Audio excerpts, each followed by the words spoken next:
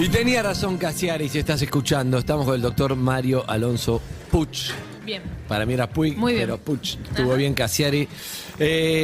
Lo vimos el día que llegó a la Argentina y lo vemos el día que se va de la Argentina. En la mitad estuvo en Bariloche dando conferencias, Uy, qué lindo. en Salta, en Cafayate. ¿Qué le habrá ¿Dónde más? dejado la Argentina, no? ¿Qué le habrá dejado? Es una gran pregunta para arrancar. Doctor, ¿cómo le va, doctor? Hola, pues estoy muy feliz de estar aquí en este programa. Ahora esta es la primera vez en nuestro estudio. Sí, ahora. sí, es muy imponente. Cayó en el medio de Lollapalooza. Sí.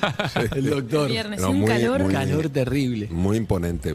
Pues mira, yo me llevo dos cosas y hablo realmente desde el corazón. Primero, un país de una belleza sobrecogedora, tanto vayas al norte como vayas al sur. Y en segundo lugar, una calidad de las personas verdaderamente impresionante. Yo me he quedado muy impactado con el recibimiento que he tenido aquí en Buenos Aires, que he tenido en Salta, que he tenido en Bariloche y en todos los sitios que he visitado. Un cariño verdaderamente memorable. Yo nunca lo olvidaré. Nunca lo olvidaré. Bien, tuve la oportunidad de ir a almorzar con el doctor y con su encantadora esposa que está por ahí. ¿Te portaste bien? Me porté ¿O bien, esperaste sí. que él Fue el pidiera y día de muchísimas... le sacaste comida del plato como haces siempre? Hubo una en el medio, pero hacía muchísimo calor ese día que había llegado Lollapalooza y ya mismo se iba al otro lado. Pero pude conocerlo un poco más y claro, resumiendo, siempre contábamos que estuvo en Harvard, que es cirujano, que era bla, bla, todo eso que ya sabemos. Pero hay una parte que me contó su señora y es que, claro, él era muy bueno hablando. En todos los lugares ya sabía que iba a un cumpleaños, una reunión y terminaban todos escuchándolo. Bueno, entonces terminó dejando la medicina para dedicarse a la oratoria, a esto que está a enseñar un poco esto, la gestión de cambio, el liderazgo, la salud, las charlas, las redes sociales que potenciaron muchísimo todo esto que hablamos, que te toca el doctor de algoritmo. Y yo había hecho una charla más personal en Lollapalooza, por eso hoy tenía ganas de compartirla, que me había quedado esta segunda parte con mis compañeros, con los oyentes que tengan preguntas también, que lo pueden dejar sus comentarios al 6861-1043 o al 4775-6688. Y yo lo único que voy a decir es, en la charla que tuvimos lo dije, son 40 minutos, si le escuchás, le prestás atención y lo pones en práctica, te puede cambiar la vida de verdad. A veces es una cuestión de qué hacemos con lo que alguien nos dice y qué hacemos con eso. Si solamente lo escuchás, probablemente no cambies nada, pero si prestás atención y decís, bueno, voy a empezar por algún lugar, entonces esa charla es tan simple como eso a veces, ¿no? La felicidad, con ciertas cosas que le prestamos atención, se puede. Sí, nosotros tenemos una mente de extraordinaria complejidad y por si no fuera suficiente se encarga de hacer todavía más complicadas las cosas. Entonces, nosotros lo sencillo lo despreciamos. Nos parece que algo aparentemente tan básico no puede tener un impacto tan profundo y ese es nuestro error. Lo sencillo, que no lo simple, es lo que uno puede practicar. ¿Por qué no lo practicamos? Porque no confiamos en que pueda funcionar. ¿Cuál es la diferencia entre simple y sencillo? La diferencia entre simple y sencillo es que lo sencillo es claro, pero no es obvio. Lo simple es claro y es obvio. Es decir, de repente tú dices una cosa y dices, bueno, es que eso es obvio. Pero dices otra cosa que es sencilla, es muy clara, pero la habías obviado. Esa es la diferencia. Bien. Es un nivel de profundidad. Lo simple no es profundo, lo sencillo sí es profundo. Puede serlo. ¿Y por qué no confiamos en lo que aparentemente sería más Harry, yo creo que razonable? Digamos? Mira, yo creo que porque tenemos tal condicionamiento mental que consideramos que solo cosas, y pondré luego un ejemplo, que solo cosas muy sofisticadas pueden tener un impacto. Yo llevo muchos años conectado con algo que soy muy conocido, que es el mindfulness. Entonces, claro, cerrar los ojos 5 minutos por la mañana y tal vez 5 minutos si puedes antes de acostarte, centrarte en tu respiración, es una cosa que parece que no va a cambiar? Que no encaja en nuestro mundo y que tampoco va a cambiar nada. Han hecho falta 30 años de investigación por algunos de los centros más prestigiosos del mundo, para demostrar que esa quietud, aunque sea durante 5 minutos o 10 minutos, tiene un impacto no solo en tu capacidad de tomar mejores decisiones, sino también en tu salud. Y aún así, todavía, en muchos lugares, sigue habiendo una resistencia. Es decir, no, esto no puede funcionar. Es decir, de alguna manera son como paradigmas, formas de ver la realidad. Y si no tiene un nivel de complejidad determinado, No lo toma en serio. no te lo toma en serio. Entonces, muchas personas a lo largo de los años que me han dicho, efectivamente, yo lo he ido practicando, tenía mucha resistencia, he notado cambios profundísimos en mi vida. Entonces, claro, ya no lo puedes negar porque ya es una evidencia. Me gusta algo que te puede servir a vos que estás escuchando y a ustedes también, que es personalizar tu pregunta para el doctor. Que no es un psicólogo, es un cirujano, pero que sabe mucho de, por ahí es,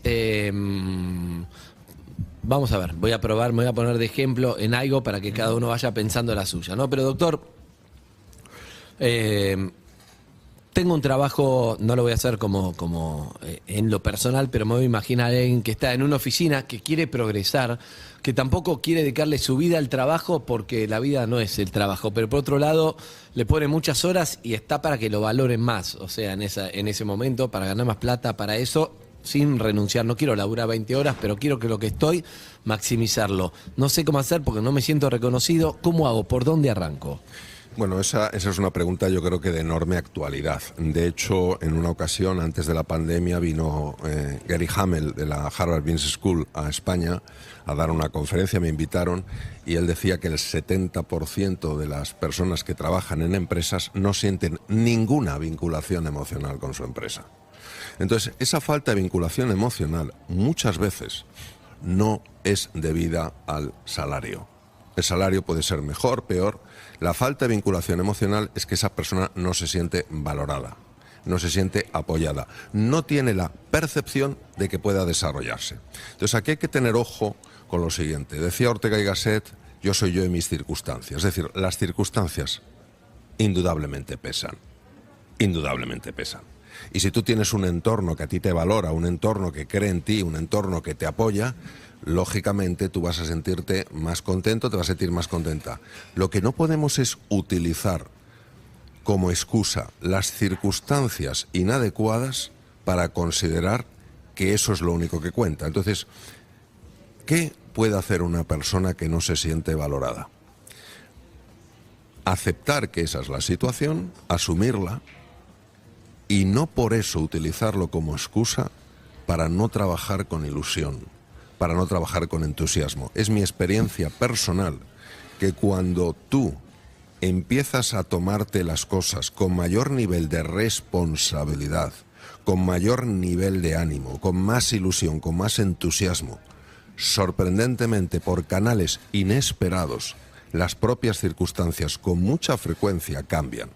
Y puede ocurrir que no cambien en tu propia empresa, pero por estos artes difíciles de entender desde nuestra razón, de repente a esa persona, una propuesta. Un amigo le llama y le dice, oye, ¿por qué no te vienes aquí? Que no... Entonces, yo creo que es muy importante... O sea, tengo que cambiar yo. Claro, porque si no, Andy, caemos en dos de las sensaciones más devastadoras que puede tener un ser humano, que son la impotencia y la desesperanza. Ni puedo, ni podré. Bien. Yo también la hago medio generalizada, pero personalizada, las dos cosas, si es posible esa contradicción. Tengo un problema con el deseo, en realidad. No tanto con hacer las cosas, o sea, sé que soy capaz de hacer las cosas, lo que no encuentro es la voluntad para hacerlas. Sé qué es lo que necesito hacer para destrabar las cosas que están trabadas, lo que no encuentro es como... Escucho a todo el mundo diciendo, no, hay que perseguir tu sueño, hacer realidad tu deseo, enfocarte, ir hacia el faro que... No tengo idea cuál es ese faro, no sé qué quiero. No encuentro la voluntad dentro mío para alimentar los cambios que tengo que hacer.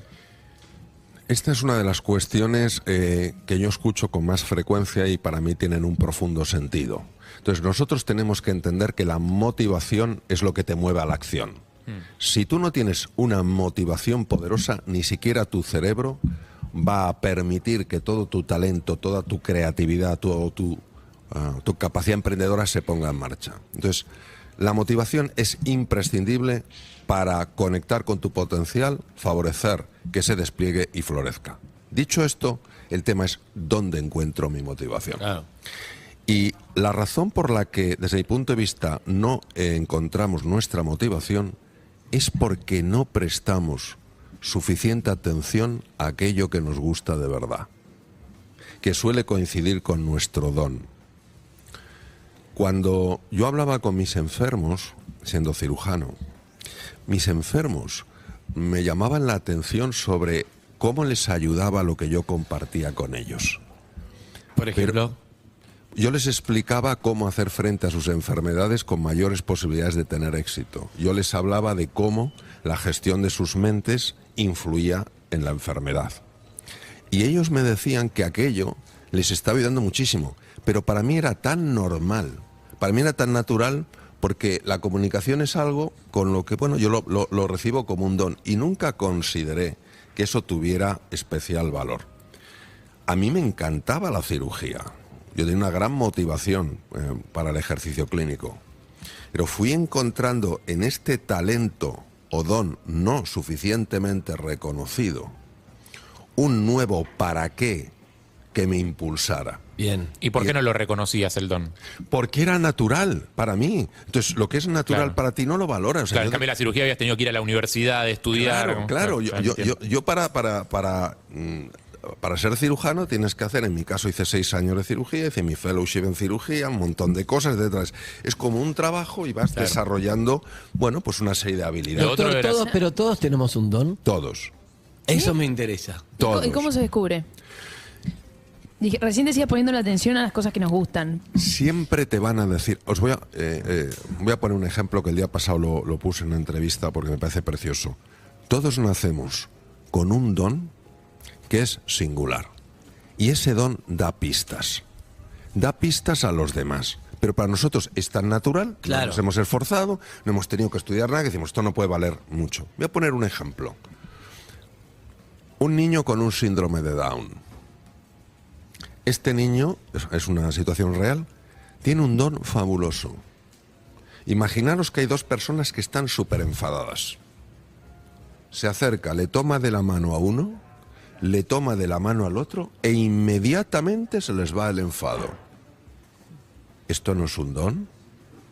Vamos, uno se puede pasar años intentando saber cómo resolver conflictos yendo a las mejores universidades del mundo. Pero es un caso real. Es un caso real que yo conozco. Entonces, ¿qué quiere decir? Que a lo mejor para ese niño eso es lo natural, porque ha nacido con esa capacidad. Claro. Pero para los demás es verdaderamente sobrecogedor. Entonces, ¿qué ocurre? Que tu don no lo vas a encontrar donde crees que tiene que estar, sino donde está.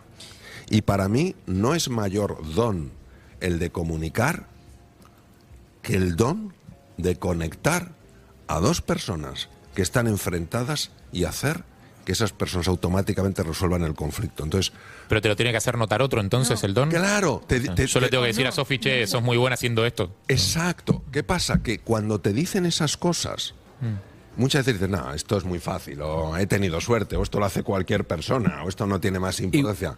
Y tú mismo apagas esa primera evidencia del don. Ajá. Claro, Está ¿cuánto- muy bueno y, perdón, estoy pensando, Harry, por ejemplo, te lee un libro, te lo explica, una vez hablamos de la Segunda Guerra Mundial, a veces, para mí tiene un don a veces explicar cosas que son muy difíciles de entender y él lo explica fácil. Y vos decís, bueno, eso es parte mía, pero yo lo que hago es radio, cerveza, un montón de cosas. Y capaz que te pones a escribir un libro de, ¿viste como esos libros de Freud para niños? La Segunda Guerra. Explicaciones. Sí, que te explique fácil algo, como te explica todas las emociones el doctor, no sé, y vos decís, mira, descubrí algo, porque tenés que escucharlo, lo que está diciendo él es, che, tú me decías esto, y de repente ahora se dedica a comunicar solamente, y dejó la cirugía, mirá que para la cirugía es difícil llegar ahí. Bueno, ¿no? Estás diciendo un Yo poco creo que eso, sí. cada uno tiene su don, no sabés cuál es, y no todos los dones vas a poder vivir de eso, ¿o sí? Totalmente, es un ejemplo muy bueno. Entonces, para ti, a lo mejor, Harry, eso es lo natural, contar una historia de tal manera que todo el mundo lo entienda, porque para ti, bueno, eso es lo normal, y dices, esto no lleva a ningún sitio. ¿Quién sabe? Claro. ¿Quién sabe a dónde te puede llevar? Porque una cosa muy importante respecto de tu don es que cuando el don empieza a manifestarse, lo que produce en ti es asombro, sobrecogimiento y profunda gratitud. Entonces es como si cuando tú encuentras tu don, te alinearas con unas fuerzas que no son las de la razón y que te van llevando por caminos que son verdaderamente sorprendentes y que mucha gente no lo entiende. Yo te voy a poner otro ejemplo que me parece precioso. Yo tuve la suerte de coincidir en un par de ocasiones con Sir Ken Robinson, nos invitaron a los dos a dar unas conferencias y bueno, que lo vi en la charla TED sobre educación. Sí, es uno de los más grandes que ha habido en educación. Y él conoció personalmente a John Lennon y Paul McCartney. Les conoció personalmente porque eran compañeros de colegio. Para ellos la música era todo. Y la profesora de música les dijo, no tenéis ningún talento para la música. Sí. No puede ser. Es así. Es como la historia de Einstein reprobando matemáticas. Sir Ken Robinson era una persona con un enorme sentido del humor y muy serio cuando hablaba. Entonces hablaba de hasta qué punto podemos cometer esos errores. Entonces ellos tenían un don natural. ¿Qué pasa? Que ese don empezó a tomar su dimensión, pero no necesariamente era ni siquiera comprendido por ese don por el entorno. Entonces por eso hay que prestar atención. Y hay que trabajarlo también. Claro. Igual hay personalidades también, porque hay un montón de gente que vos le decís no tenés ningún talento para la música y dice, uy, es verdad, no tengo ningún talento para la música, me digo otra cosa. Hay gente que es rebelde y que necesita ese componente de rebeldía para decir, no tengo ningún talento para la música. Claro, ¿cuánto tiene que ver la confianza en uno mismo para cuando hay algo que florece, apoyarlo y no auto boicotearse? Es absolutamente esencial. Hay muchas personas que han hecho de pisotear ilusiones su profesión.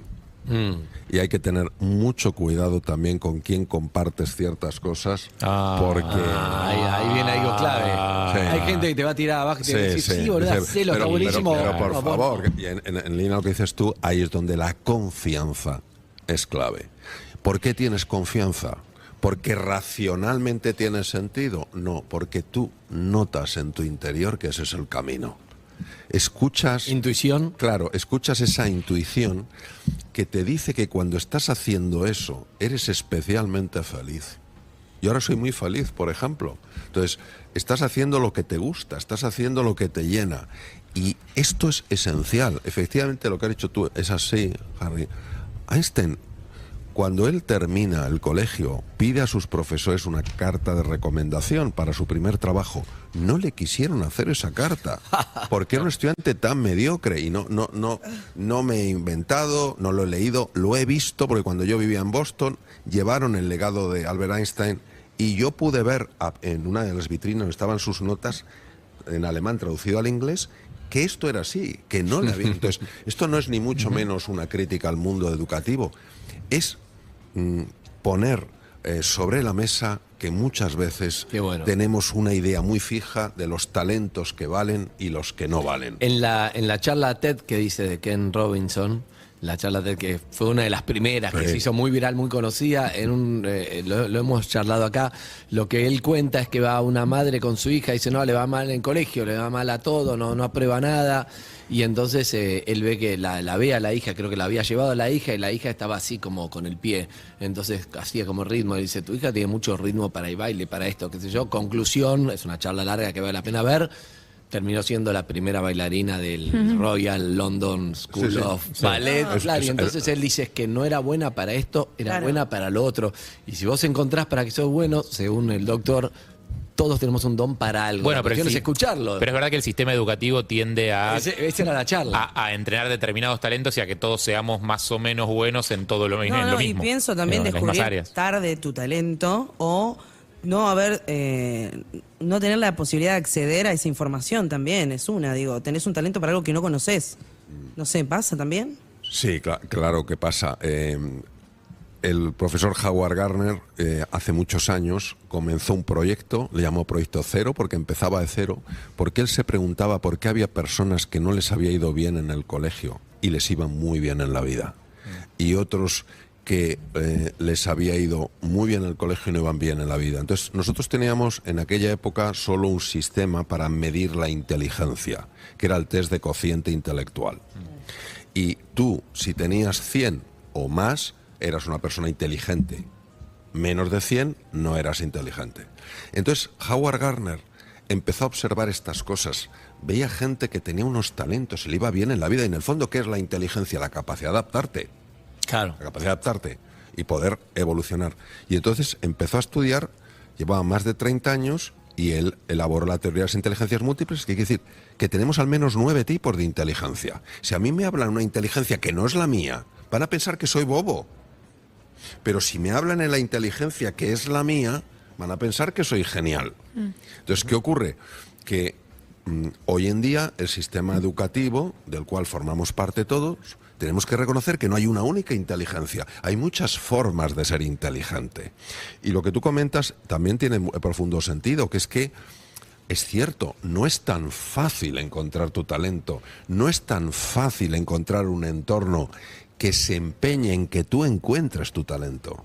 Yo cuando hablo al sistema educativo, a profesores, les digo que lo más importante cuando terminen el colegio es que hayan crecido en autoestima y en autonomía. Porque si tú te quieres, te valoras y te sientes capaz, oye, es raro que no te abras camino en la vida.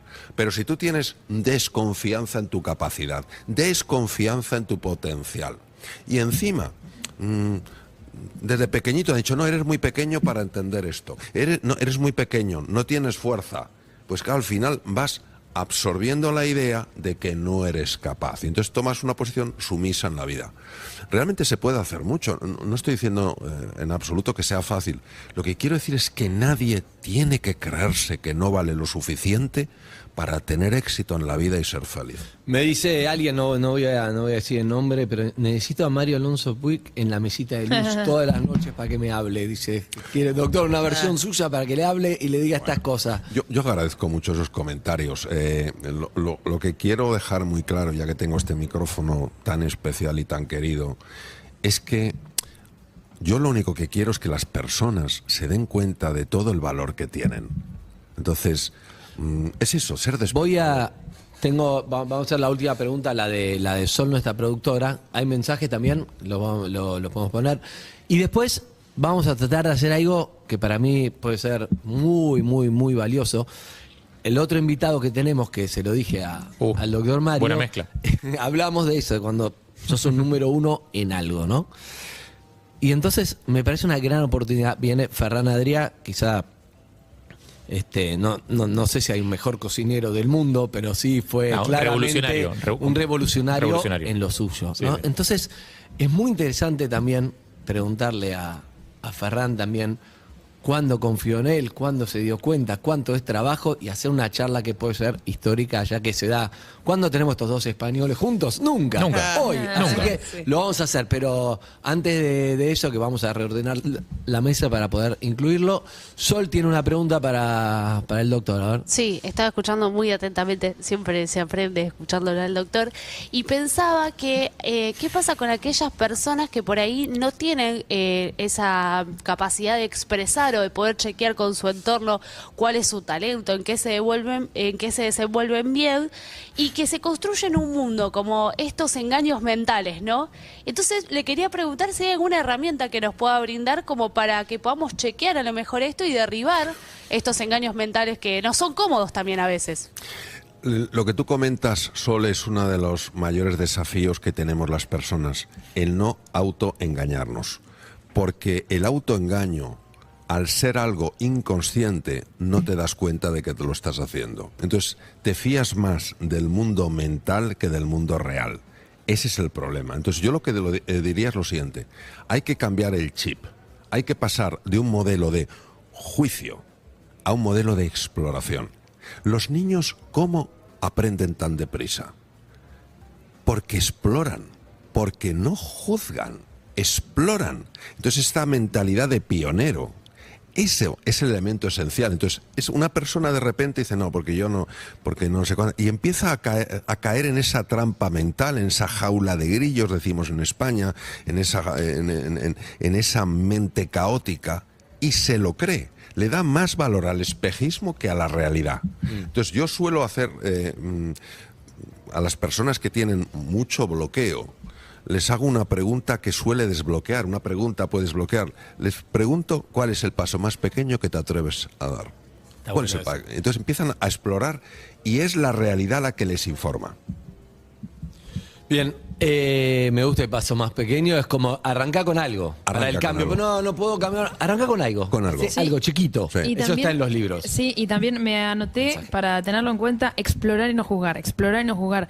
Pues es cierto que uno Malísimo, dice... malísimo lo que te notaste. No, Bastante bueno, boluda. eso. Y después, y después me anoté autoestima y autonomía como las dos claves del crecimiento. Tirame todos los mensajes, Zucca, para el doctor. Yo lo voy a buscar después a Fernanda Adrià y voy a hacer una mezcla, ¿eh? Una mezcla Muy bien. española, una paella, vamos a ver.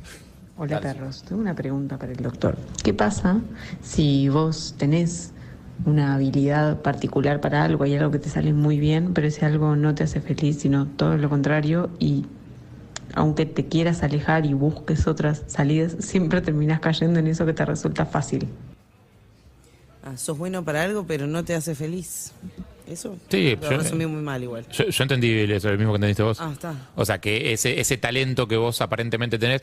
O sea, yo lo interpreto desde otro lado. ¿eh? Alguien que te dice, sos bárbaro en esto, ¿por qué no lo Eso, haces? te lo reformulo. Es como, suponete que Evelyn tiene una voz increíble, canta muy bien. O sea, vamos a aislarte del ejemplo Sí. porque a vos te gusta cantar. Pero Sí. suponete que Evelyn tipo, es muy buena cantando, canta muy bien. Yo la escucho cantar cuando canta un karaoke boludeando en un cumpleaños, jodiendo entre nosotros. Y le empiezo a quemar la cabeza con, pero vos tenés que tener una carrera en la música, vos tenés que... Igual un poco eso me pasa, Te ¿eh? presento un productor, Sí. claro, o ¿Por sea, qué no vos tenés que cantás? grabar, No quiero. vos tenés que cantar profesionalmente, tenés que salir al escenario, o sea, ella tiene un talento, claramente. ¿Qué pasa si no lo disfruta en realidad? Si no es lo que le gusta o no es por donde le gustaría ir. Y en realidad le encantaría ser jugadora de hockey, no sé. Acá tengo el palo. Yo creo que si estás ejerciendo tu don, es muy difícil que no seas feliz. Ahora bien, si ese ejercicio no está teniendo lugar de la forma en la que a ti te hace ilusión, sino que es ya una obligación,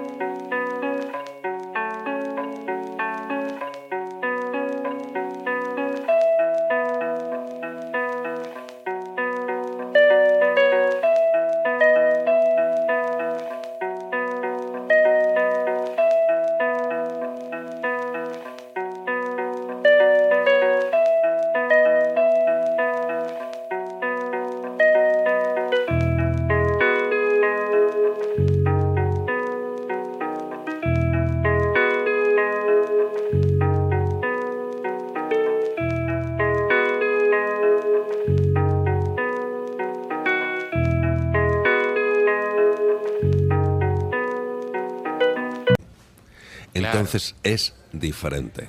Porque entonces es como si quisieras ponerle vallas al campo. Entonces el campo necesita esa libertad. Es el famoso se convirtió en laburo. Claro, entonces esa creatividad. Claro, Entonces, me gustaba, me divertía, se convirtió en laburo. eso es. Y el trabajo es siempre trabajo.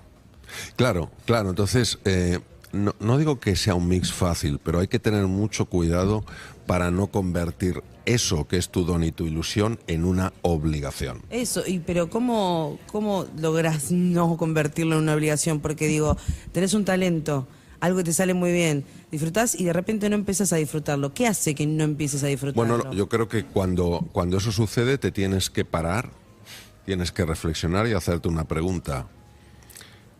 ¿Qué estoy pensando, qué estoy haciendo para que esto que pienso y esto que hago no me esté llevando por el camino que quiero llevar? La reflexión no es el pensamiento automático. La reflexión es un pensamiento que va precedido por el silencio. Y entonces muchas veces te viene una respuesta que no te viene de la razón, te viene de la Claro, intuición. la automática. Claro. ¿Y la presión puede tener que ver? Muchísimo. Hay una curva que la descubrieron dos investigadores de la Universidad de Harvard, Yorkis y Dodson. ¿Cómo te acuerdas todos los nombres? Doctor, Amo que sí te... Porque Nombre estudió acá, en son Harvard. 15 nombres Hay por que decir hora. la verdad que si te dice No me cualquier otro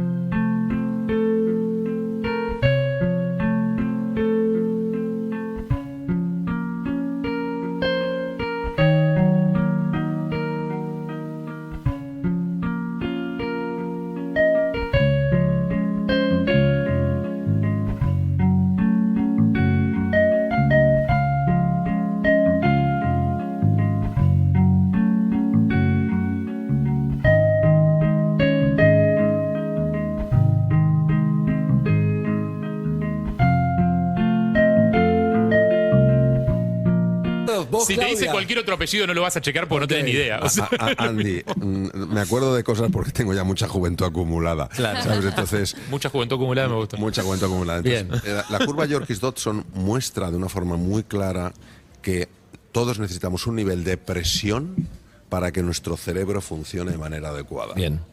Pero que si tú superas ese nivel de presión, no solamente cae el funcionamiento del cerebro, sino que empeora la salud.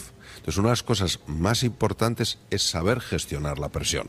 Es decir, si yo, por ejemplo, estoy ejerciendo mi don con un nivel de presión, pero esa presión empieza a aumentar porque tengo que agradar, porque debería tal, porque tendría que tal, automáticamente me desplazo en el eje de la presión, con lo cual cae no solamente el funcionamiento de mi cerebro y, por supuesto, mi ilusión, sino que empieza a deteriorarse mi salud. Por eso es tan importante encontrar esa presión en la cual tú tienes lo que se llama el estado de flow, donde realmente tú estás fluyendo. Por eso el mundial es cada 4 años, porque si no, ¿quién aguanta la presión de una final, de los jugadores, patear un penal, etcétera? Vamos a una tanda, si les parece, y viene Ferran Adrià y vamos a ver qué sale. Vamos a hacer una combinación intelectual, una ensalada. Una ensalada queda Un corta. ratatouille. Algo. Un ratatouille me gusta. Urbana Play 104.3